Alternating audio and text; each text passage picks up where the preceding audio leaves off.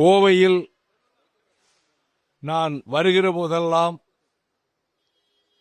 சந்திக்கின்ற வேளைகளிலெல்லாம் மிகுந்த கனிவோடும் கண்ணியத்தோடும் என்னை நடத்தி நான் சொல்லுகிற செய்திகளை ஏடுகளிலும் தொலைக்காட்சி ஊடகங்களிலும் முறையாக வெளியிட்டு வருகிற பத்திரிகையாளர்களுக்கு நான் முதலில் நன்றி தெரிவித்துக் கொள்கிறேன். கடந்த ஒரு வார காலமாக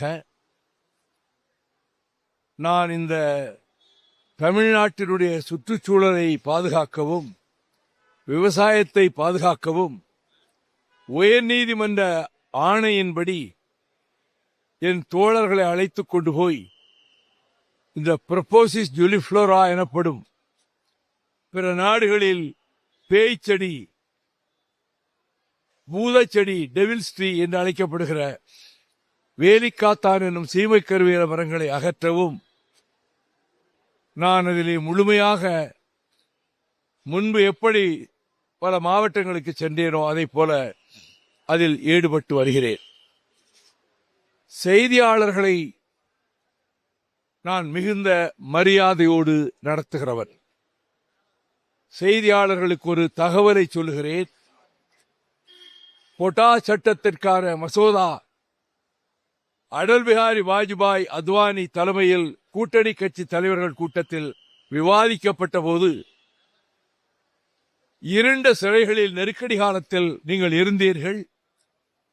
இது ஜனநாயகத்தை அளிக்கின்ற கொடிய சட்டம். இந்த மசோதாவை கொண்டு வராதீர்கள் என்று நானும் அண்ணன் முரசொலி மாறனும் வலியுறுத்தினோம். அதில் ஒரு மிக கொடிய ஒரு சரத்து இருந்தது. பத்திரிகையாளர்கள் மீதும் புட்டா சட்டம் பாயும், பத்திரிகையாளர்களையும் சிறையில் அடைக்கலாம் என்று அதிலே ஒரு ப்ரொவிஷன், ஒரு சரத்து இருந்தது. செய்தியாளர்கள் என்னிடம் இது மிக ஆபத்தானது, அவர்கள் விரும்புகிற நேரத்தெல்லாம் செய்தியாளர்களை கைது செய்து பொடா கைதிகளாக அடைப்பார்கள், இது எப்படியாவது அந்த மசோதாவிலிருந்து நீக்க நீங்கள் தான் ஏற்பாடு செய்ய வேண்டும் என்றார்கள்.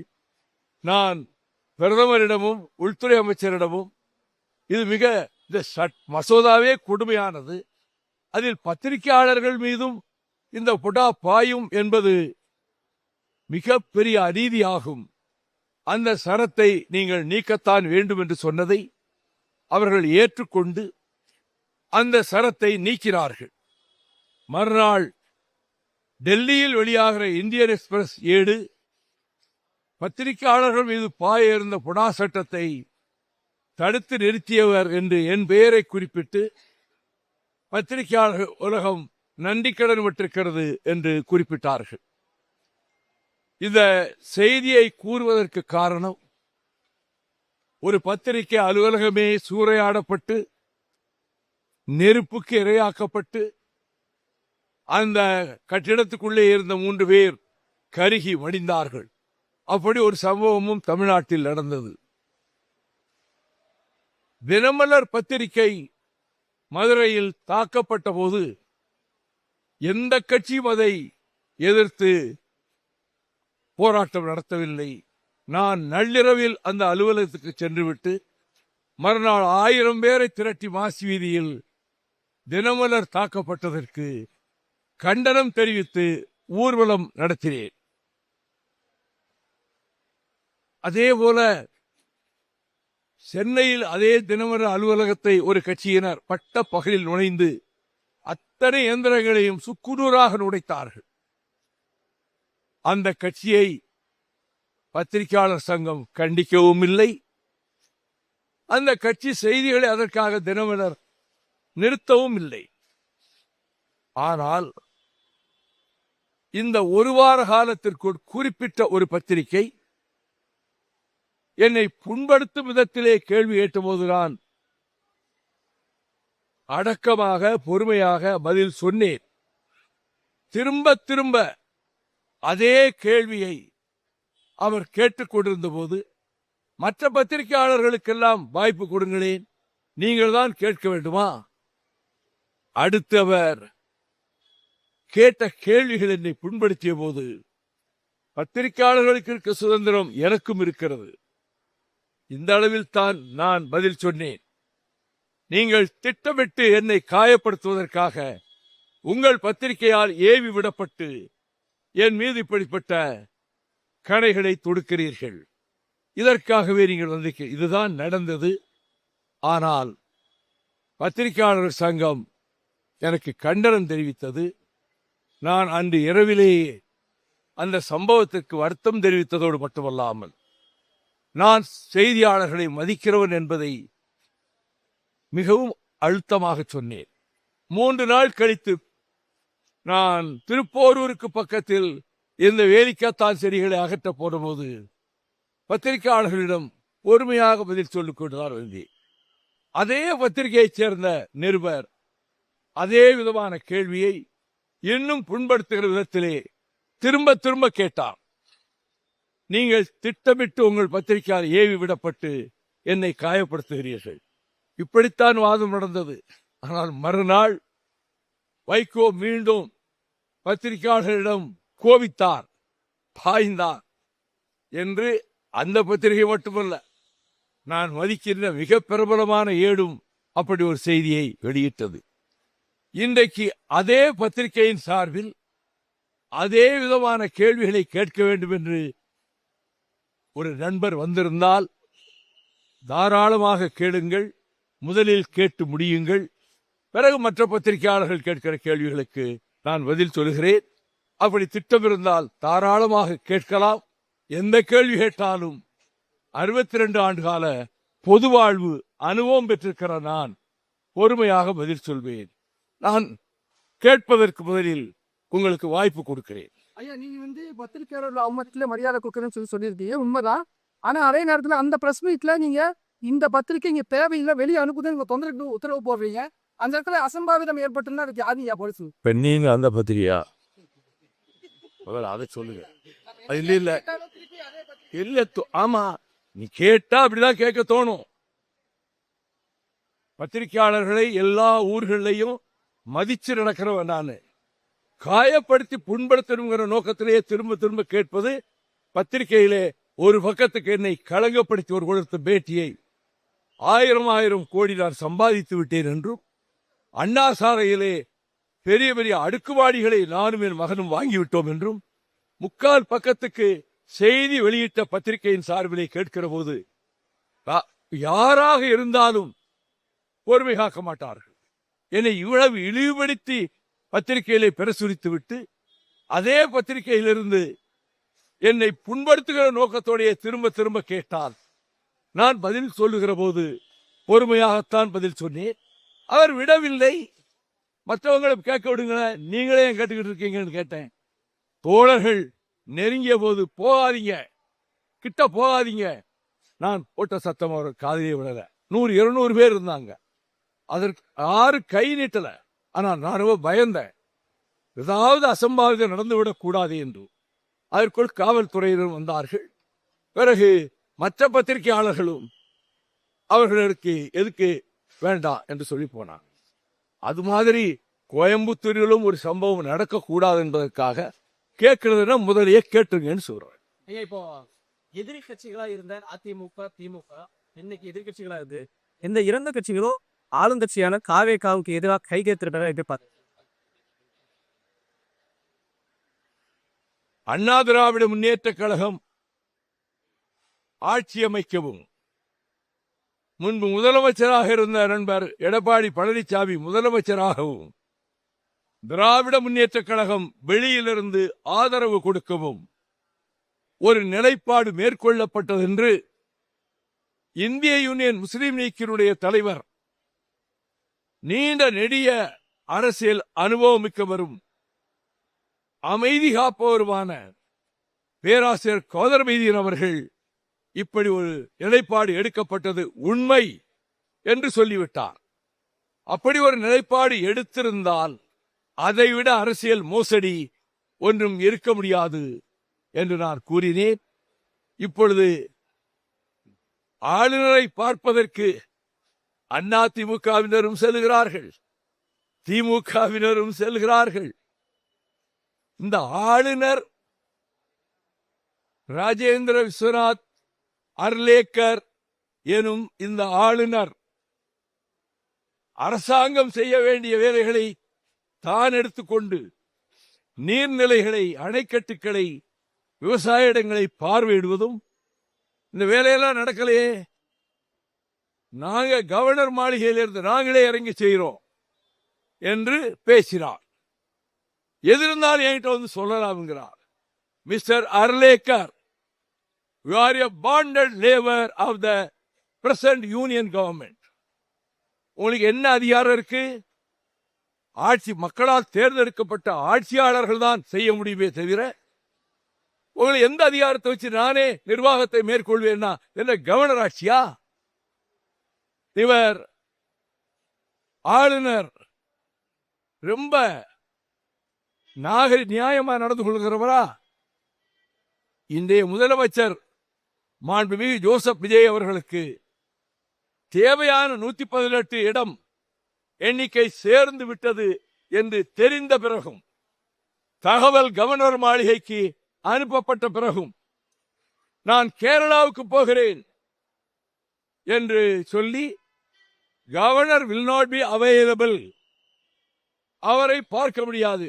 எல்லாம் ஆட்சி அமைப்பார்களா, எண்ணிக்கை வந்துருச்சா அப்படி எல்லோரும் பரபரப்பா இருக்கிற நேரத்தில் எண்ணிக்கை போதுமான எண்ணிக்கை சேர்ந்து விட்டது என்று தெரிந்த பிறகு நான் இங்க இருக்க மாட்டேன், கேரளாவுக்கு போறேன்னார். அதிலேயே அவருடைய ஓரவஞ்சகம் தெரியும். பிறகு டெல்லியிலிருந்து இல்ல அது சரியா வராது, நீங்க ஆட்சி அமைப்பதற்கு வருகிற விஜய் அவர்களை நீங்கள் சந்திக்கணுங்கிற இன்ஸ்ட்ரக்ஷனால சந்திச்சாரு. அவரிடம் போய் புகார்கள் கொடுப்பதும், அதிலே ஒரு புகார் திராவிட முன்னேற்ற கழகத்தின் சார்பில் கொடுக்கப்பட்ட புகாரில் நீங்கள் 356வது பிரிவை பயன்படுத்தி டெல்லிக்கு தகவல் அனுப்பலாமே என்று சொன்னதாக ஒரு பத்திரிகை செய்தி வந்திருக்கிறது. 356 மாநில ஆட்சிகளை டிஸ்மிஸ் செய்வதற்கான பிரிவு, அது அகற்றப்பட வேண்டும் என்பதுதான் அண்ணா காலத்திலிருந்தும் கலைஞர் காலத்திலிருந்தும் எடுக்கப்பட்ட நிலைப்பாடு.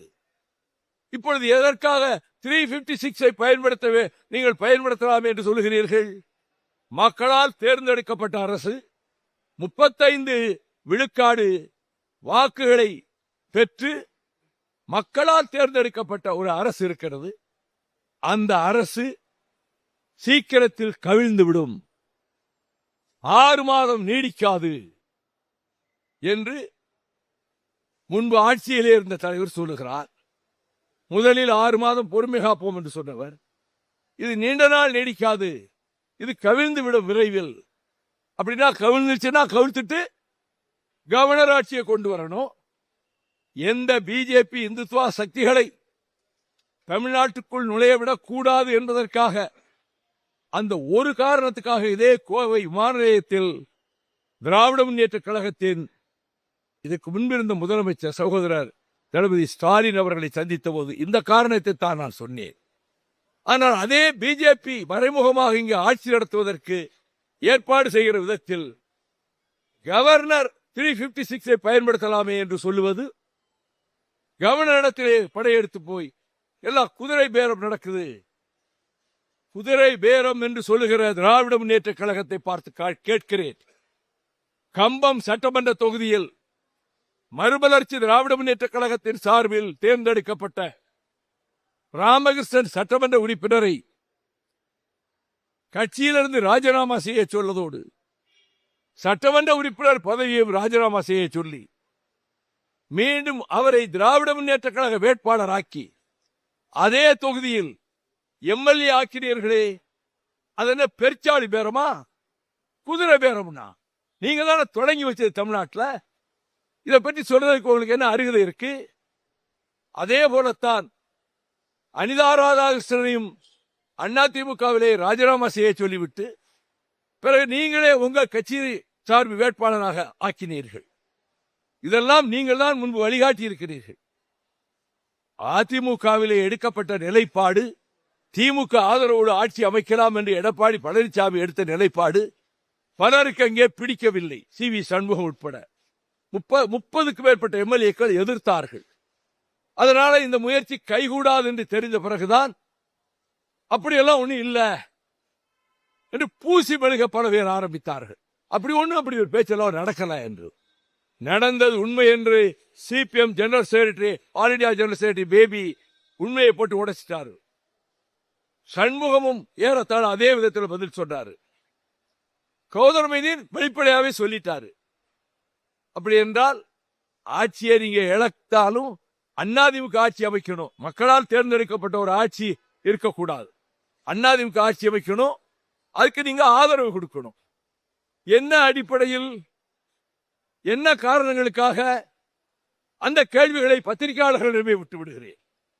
ஏன்னா இந்த ஆட்சி என்ன செஞ்சிருச்சு அப்படின்னு திமுக கேட்குது. நல்ல காரியம் செஞ்சிருக்கு. ஜனநாயகத்தை நாசப்படுத்துகிற விதத்தில் ஊழல் தலைவிரித்தாடிய நிலையில் எதற்கெடுத்தாலும் கமிஷன், எந்த வேலை எடுத்தாலும் கமிஷன், 10 சதுர அடி கட்டடம் கட்ட வேண்டுமானாலும் கமிஷன், 4 ஏக்கர் பூமி விலைக்கு வாங்க வேண்டுமானாலும் கமிஷன், ஆயா வேலைக்கு கமிஷன், விஓ வேலைக்கு கமிஷன், புதிதாக ஒரு தொழிற்சாலை தொடங்க வேண்டுமா இத்தனை கோடி. இதையெல்லாம் அன்றாடம் சந்திக்கின்ற கட்சிக்கு அப்பாற்பட்ட தொழில் நிறுவனர்கள் மற்றவர்கள் இத்தனை கோடி கொடுத்துதான் நாங்க லைசன்ஸ் வாங்கணும், இத்தனை லட்சம் கொடுத்துதான் இதுக்கு அனுமதி வாங்கணும். இப்போ ஒரு சல்லி காசு யாரும் கேட்கல. கமிஷனுங்கிற பேச்சுக்கே இடமில்லை. ஆக கமிஷன் கட்டிங் கரப்ஷன் நீக்கப்பட்டிருக்கிறது. இதுதான் இந்த அரசினுடைய இமாலய சாதனை. நாட்டுக்கே கேடு செய்து கொண்டிருந்த அந்த ஊழலை வேருடன் களைந்தெறிந்து அதற்கு பேச்சுக்கு இடமில்லாமல் செஞ்சிருக்காரு. இதுதான் இந்த ஆட்சி என்ன சாதனை தான் சாதனை. இதுவரைக்கு இருந்த தீங்கான நிலைமை அகற்றப்பட்டிருக்கிறது. அதற்கு மேல் நீங்கள் இந்த ஆட்சி எப்ப போகும்? ஆட்சி இழந்துட்டு கொஞ்சம் கூட சிம்மதியா இருக்க முடியாதா? இப்ப என்னன்னா அண்ணா, அதாவது அதிமுக ஆட்சிக்கே நாங்க ஆதரவு போட்டு சொல்லிட்டாங்க. தாவேக்காவை ஆதரிச்சு பேசுறதுனால ரொம்ப கோபம் கொண்டு என் மீது பாய்கிறார்கள். எங்களை நடத்திய விதம், இடங்கள் ஒதுக்கப்பட்ட விதம், மற்ற கட்சிகளுக்கு சமமாக எங்களையும் நடத்துங்கள் என்று கேட்டோம். அதுக்கெல்லாம் இடமில்லை. இந்த 4 சீட்டுக்கு ஒத்துக்கிட்டு கையெழுத்து போட்டு போங்க, வேறு பேச்சுக்கு இடமில்லை என்று முகத்தில் அடித்தார் போல் எங்கள் குழுவினரிடம் சொன்னார்கள். அதையும் தாங்கிக் கொண்டு ஒரு இடத்தில் எங்கள் சின்னத்தில் இருக்க வாய்ப்பு கொடுங்கள் என்று கேட்டபோது முதலில் ஒப்புக்கொண்டார்கள். பின்னர் ஒரு மந்திரிக்கு பிறகு இன்னொரு 6 மந்திரிகளும் தான். அதுலயும் நாங்க எங்க சின்னத்தில் நிக்கணும். மற்ற கட்சிகள், சிறுத்தைகள் அவங்க ஒரு சின்னத்தை நிற்கிறாங்க, முஸ்லீம் லீக் ஒரு சின்னத்தை நிற்குது, கம்யூனிஸ்டுகள் தனித்தனி சின்னத்தை நிற்கிறாங்க, தேமுதிக ஒரு சின்னத்தை நிற்குது. நாங்க தனி சின்னத்தில் நின்னா என்ன என்று கேட்டா அதை ஒப்புக்கொள்ள முடியாது. அப்படி இருந்தோம். ஏறத்தாழ 34 தொகுதிகளில் நான் திராவிட முன்னேற்ற கழகத்தை ஆதரித்து திராவிட முன்னேற்ற கழக வரலாற்றை சொல்லி திமுக அரசு சாதனை பட்டியல் போட்டிருந்ததே அதனை வரிசையாக வாசித்து நான் அந்த கூட்டணி தர்மத்துக்கு கட்டுப்பட்டு பிரச்சாரத்திலே நான் ஈடுபட்டேனே தவிர எங்கேயும் நான் பிரச்சாரத்துக்கு வரமாட்டேன்னு சொன்னேன். அழைத்த அத்தனை தொகுதிகளுக்கும் சென்று திமுக கழகத்தை ஆதரித்துத்தான் பிரச்சாரம் செய்தேன். ஆனால் எங்களை நடத்திய விதத்தில் எங்கள் தோழர்கள் குமரிமுனையிலிருந்து திருத்தணி வரை ஒட்டுமொத்தமாக 100க்கு 100% இது அவமரியாதை, நம்மை அவமதிக்கிறார்கள், நம்மை சிறுமைப்படுத்துகிறார்கள், நாம் இந்த கூட்டணியில் தொடரக்கூடாது என்று கட்சியில் இருக்கக்கூடிய ஒட்டுமொத்த பொதுக்குழு உறுப்பினர்களுடைய கருத்து பொதுக்குழுவிலே பிரதிபலித்தது. திராவிட முன்னேற்ற கழகத்தோடு கொண்டிருக்கக்கூடிய தோழமையிலிருந்து நாங்கள் விலகிக் கொள்கிறோம் என்று அறிவித்த போது பொதுக்குழு அரங்கமே அதிர்கிற விதத்தில் கரவொலி எழுந்ததும் 5 நிமிடம் ஆரவாரம் நிலவியதும் மறுமலர்ச்சி திமுக தொண்டர்களின் மனப்பான்மை, நம்மை மரியாதை இல்லாமல் நடத்துகிறார்கள், நாம் இதில் நீடிக்க கூடாது என்ற முடிவை நாங்கள் பொதுக்குழுவிலே எடுத்தோம். தமிழக வெற்றி கழகத்தோடு தோழமை கொள்வது என்று முடிவெடுத்தோம். அந்த தோழமையில் நாங்கள் தொடர்கிறோம். ஆக தவேக அரசு இப்பொழுது முன்னைய அரசு காலத்திலே இருந்த கேடான ஊழலை நீக்கி இருக்கிறது என்பது மக்களுக்கு இனிப்பான செய்தியாகும். நீங்கள் எப்ப இந்த ஆட்சி தொலையும், ஏன் இவ்வளவு பரபரப்பு பதட்டம்? ஆட்சி இல்லாமல் இருக்கவே முடியாத கூடால இல்லை, வேற ஏதோ காரணம் இருக்கு. அதிமுக ஆட்சி இருந்து இவங்க வெளியிலிருந்து ஆதரிக்கணும்னா there is something wrong. நான் எந்த கமெண்ட் அடிக்க விரும்பல. நீங்கள் எல்லாம் யூகிக்க தெரிந்தவர்கள், நிலவரம் தெரிந்தவர்கள், உங்களுடைய யூகங்களுக்கு நான் விட்டு விடுகிறேன். சார் லாஞ்சே உடல் அனைவரும் சென்று விட்டார்கள் சொல்லி உதயநிதி சொல்லியிருக்கிறார். நான் அந்த நண்பருக்கெல்லாம் பதில் சொல்ல விரும்பவில்லை. சார் திமுகவில் பெரிய கமிஷன் வந்திருக்கு, ஊழல் வந்திருக்கு, எல்லாம் வந்து ஆமா, இதெல்லாம் தாண்டி கூட்டணி தர்மத்துக்காக நீங்க ஏன் கூட்டணியில் இருப்பதனால, கூட்டணியிலே தான் நாங்கள் போட்டியிடுகிறோம் என்பதனால நான் பிரச்சாரத்துக்கு போனேன். கூட்டணி தர்மத்தை கடைபிடிக்க வேண்டும் என்பதனால் நான் பொறுமை காத்தேன், அமைதி காத்தேன். தப்பு இல்லையே. நீங்க தேர்தலுக்கு முன்னாடி ஒரு கருத்து சொல்லியிருந்தீங்க, ஒரு இடம் கூட வழங்கவில்லை என்றாலும் நாங்க திமுக கூட்டணியில இருப்போம் அப்படின்னு சொல்லி கோயம்புத்தூரே ஒரு கருத்து சொல்லுவோம். ஒரு காலத்தில் சொன்னேன், நல்ல முறையில் நடப்பாங்க, அப்படியாவது நியாயமா நடத்துவாங்கன்னு எதிர்பார்த்தேன். அப்படி நடத்தல, எங்களை நாகரிகமா நடத்தல, கட்சி தொண்டர்கள் எல்லாரும் புண்பட்டு போனாங்க. அதனால இந்த முடிவுக்கு வந்தோம். திமுக தொடர்ச்சியாக ஊழல் குற்றச்சாட்டு இப்ப சொல்றீங்க, ஆனா உங்களை நம்பி வாக்களித்த இந்த கூட்டணிக்கு வாக்களித்த மக்களுக்கு நீங்க பண்ண உங்கள் பிரச்சாரம் நல்லா இருக்குமா? நல்லா இருக்கு. நீங்க தான் ஓட்டு போட சொல்லி திமுக ஓட்டு போட. ஆமா, சொன்ன மக்கள் போடலையே. மக்கள் தூக்கி எறிஞ்சிட்டு விஜயை தூக்கி வச்சுட்டாங்களே. மக்கள் தீர்ப்பு, மக்கள் தீர்ப்பு தான் மகேசன் தீர்ப்பு. மக்கள் தீர்ப்பு விஜய முதலமைச்சர் ஆக்கியிருக்கு. அது சாதாரணமா இல்லையே, மக்கள் தீர்ப்பு பெற்று தான் வந்திருக்காரு. மற்ற தலைவர்கள்ட்ட போய் எல்லாம் அப்படி கேள்வி கேட்க மாட்டீங்க. கேட்டா அங்க நடக்கிறது வேற. என்னை கேட்டா அதே நிருபர், அது மாதிரி நான் பெயர்களை சொல்ல விரும்பல, சில தலைவர்கள்ட்ட போய் கேட்டிருந்தா அந்த இடத்தை விட்டு அவங்க வெளியே வந்திருக்க முடியாது. நாங்க ரொம்ப பண்பாடு நிறைந்தவர்கள், கண்ணியம் காப்பவர்கள், மரியாதையாக நடத்த தெரிந்தவர்கள். பத்திரிகைகளினுடைய பலம் என்ன, ஜனநாயகத்தில் அதனுடைய பங்கு என்ன என்பதை நூற்றுக்கணக்கான முறை நாடாளுமன்றத்திலேயே பதிவு செய்தவன் நான். பத்திரிகைகளை என்றைக்கும் மதிக்கிறேன், இன்றும் மதிப்பேன், நாளையும் மதிப்பேன். விவசாயிகள் மேகதாது போய் ஆய்வு பண்ணிருக்காங்க. கர்நாடக அரசு கம்பி கட்டி வேலைகள் தொடங்குவதற்கான பணிகள், இது எப்படி எழுந்துள்ளீங்க? தமிழ்நாடு கொஞ்சம் பழைய பத்திரிகைலாம் படிக்கிற பழக்கம் உங்களுக்கு உண்டா? முதலில் மேகதாட்டுவை எதிர்த்து 2012 1000 பேரை திரட்டிக்கொண்டு கர்நாடகா எல்லையில் போய் போராட்டம் நடத்தியது என் தலைமையிலே மறுமலர்ச்சி திராவிட முன்னேற்ற கழகம். அது மட்டுமல்ல, மேகதாட்டு அணையை கட்டச் சொல்லி தூண்டி விடுவதே மத்திய சர்க்கார் தான். இந்த உண்மையை வெளி உலகத்துக்கு கொண்டு வந்தது ஆங்கில இந்து ஏடு. 2014 டிசம்பர் 7-8 தேதிகளில் கர்நாடகத்தைச் சேர்ந்த ஒரு மத்திய அமைச்சர் வீட்டில் 2 நாள் ஒரு சதி கூட்டம் நடந்தது. அதில் கர்நாடகத்தைச் சேர்ந்த எல்லா கட்சி எம்பிக்களும் மந்திரிகளும் எல்லோரும் கலந்து கொண்டு நடந்தது. மேகதாட்டு அணையை கட்ட வேண்டும் என்றார்கள்.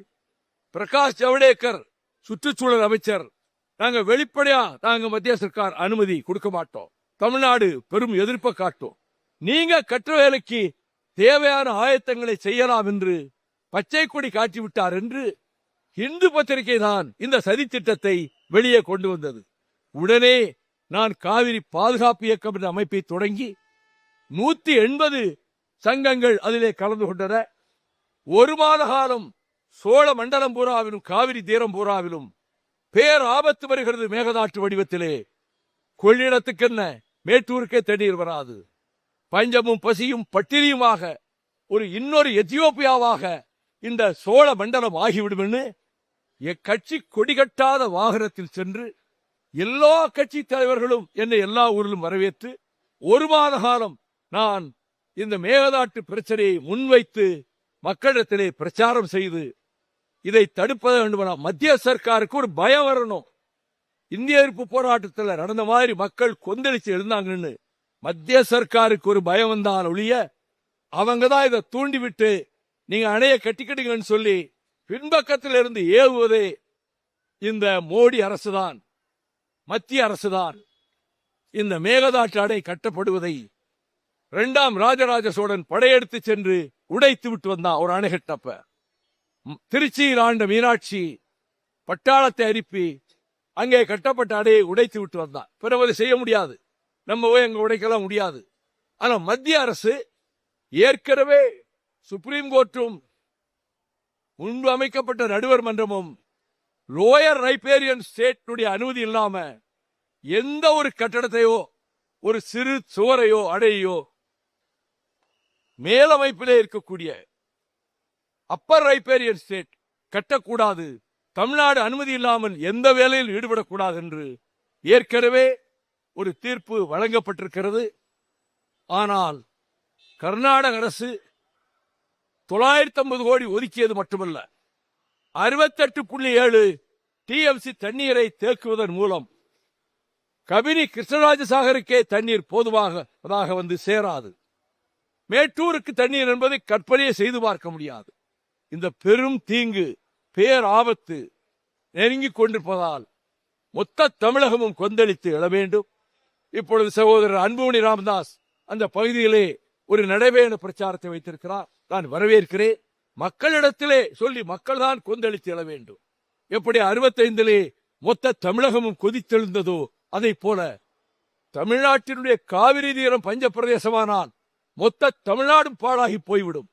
இது தமிழ்நாட்டுக்கே வருகிற ஆபத்து, வெறும் காவிரி தீரத்துக்கு மட்டுமல்ல. கிட்டத்தட்ட 25 மாவட்டங்களுக்கு குடிக்க தண்ணீர் கிடைக்காது. அப்படிப்பட்ட பேராபத்து தலைக்கு மேல் கத்தியாக தொங்கிக் கொண்டிருக்கிற நிலையில் அதை எதிர்த்து மொத்த தமிழகம் கிளர்ந்து எழ வேண்டும். அரசு அதை எதிர்க்கிறது. அனைத்து கட்சிகளும் இதிலே எதிர்ப்பை காட்டுகின்றன. இதில் ஒருமுனைப்பாக இருந்து மேகதாட்டடையை கட்டவிடாமல் தடுப்பதற்கு நம்முடைய முயற்சி வெற்றி பெற்றால்தான் எதிர்கால தமிழ்நாடு பஞ்ச பிரதேசமாக பாலைவனமாக மாறாமல் நாம் தடுக்க முடியும். கம்யூனிஸ்ட் ஈசிகா காங்கிரஸ் யூனியன் முஸ்லீமுக்கு எல்லாமே தங்களது எம்எல்ஏக்கு ஆதரவு தெரிவிச்சுடுறாங்க. அதிமுக ஆதரவு தெரிவிச்சாலும் ஒரு கட்சியில எம்எல்ஏக்கு வந்து 2 பேர் காணாம போயிட்டாங்க. நான் என்ன செய்ய முடியும்? தொண்டர்கள் எந்த காலத்திலும் திமுகவோடு ஒட்டும் கூடாது, உறவும் கூடாதுன்னு சொல்றாங்க. முதல்வர் விஜய் நடத்துகிற இந்த அரசுக்கு எதிர்த்தரப்பிலே இருந்து வருகிற கணைகளை தடுக்கின்ற கவசமாக கேடயமாக மறுமலர்ச்சி திமுக இருக்கும்.